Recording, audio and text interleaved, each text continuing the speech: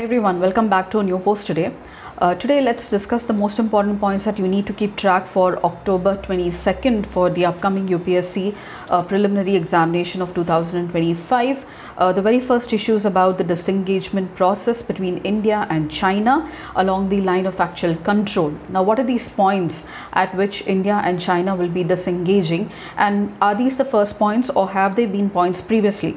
So no, there have been points previously, and the disengagement process at the LAC in the eastern Ladakh region, where China came into the Indian territory crossing the LAC, started off with the Galwan Valley and went on to include North Bank, South Bank, Pagong So, the patrolling points 17 and 15 in the Gogra hot spring area.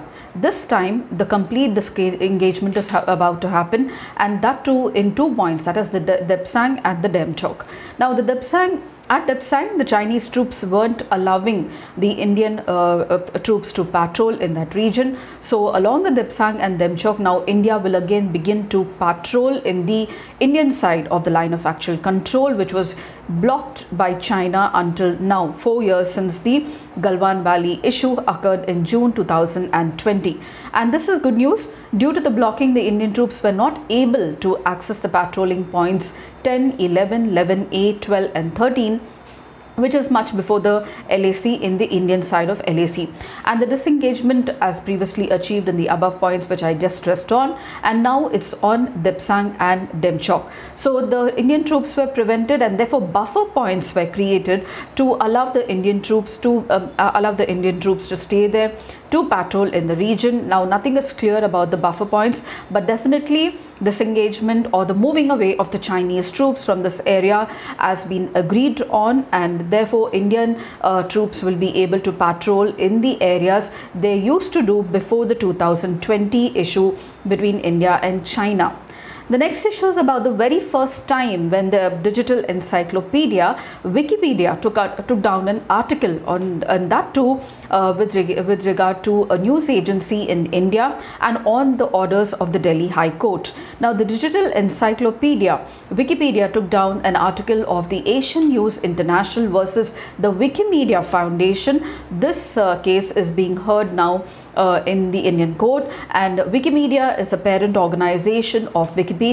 The entry was against the lawsuit of ANI News against Wikimedia, and the article was taken down after the order of the Delhi High Court, which ruled that the Wikipedia page criticizing the lawsuit amounts to interference of the court proceedings and also violated the sub judice principle as well.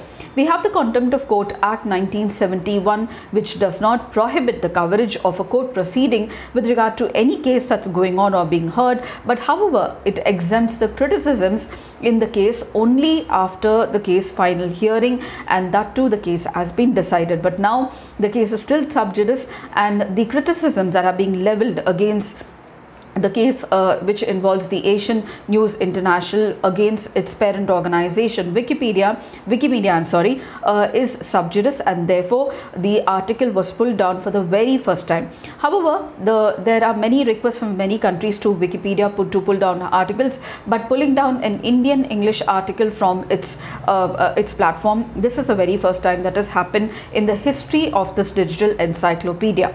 So this is about the ANI versus the Wikimedia Foundation suit, that the article was taken down from Wikipedia. And we have the Radhakrishnan Committee on NEET overall presenting its report to the Ministry of Education, and this committee was submitted its report to the Union Education Ministry recommending transformative changes in the NEET, that's the National Eligibility Cum Entrance Examination, or the TENS that is held by NTA. Now it was formed in the aftermath of the NEET papers leak scandal, and it is a 7-member panel formed by the former ISRO chairman Radhakrishnan, and includes many other officials from AIMS, the University of Hyderabad, along with the IIT Madras, Karma Yogi Bharat Board, and also the Joint Secretary of the Ministry of Education as well. Some of the recommendations are hybrid testing and online model examination, multi-stage examination for the medical aspirants, enhancing the staffing and the roles of the NTA or the National Testing Agency, greater control over the examination, exam administration, capping of the NEET attempts, and enhancing data security and close exam times. These are some of the recommendations. And the next most important issue at the time when Cali is hosting COP, or Conference of Parties 16 in Colombia, with regard to the Convention on Biological Diversity. It is something that is called as National Biodiversity Strategies and Action Plan. So what is intended? Nationally determined contributions to the parties of the Paris Agreement to the United Nations Framework Convention on Climate Change. So is the National Biodiversity Strategies and Action Plan to the Convention on Biological Diversity that was adopted in 1992 at the Earth Summit, or the Rio Earth Summit in 1992. So Article 6 of the Convention of Biological Diversity states that each contracting party shall, in accordance with its capabilities, develop strategies which is called as the National Biodiversity Strategies and Action Plan or NBSAP. Plans or programs for conservation and sustainable use of the biological diversity, adapt for this purpose existing strategies, plans or programs which shall reflect the measures taken out with regard to the convention, and integrate as far as possible these strategies in plans, programs and policies of the government. Now this is also reflected in Article 26 and 10A of the convention. The next is about Supreme Court now upholding a UP law which is called as the Madrasa Education Act 2004, and said that it does not breach the principle of secularism. Under this act, this UP Act went on to regulate the madrasas, especially the quality of education. Now Constitution provides the minorities the right to administer education institutions and provide education as well under Article 29 and 30. Supreme Court has reversed the judgment of the Allahabad High Court.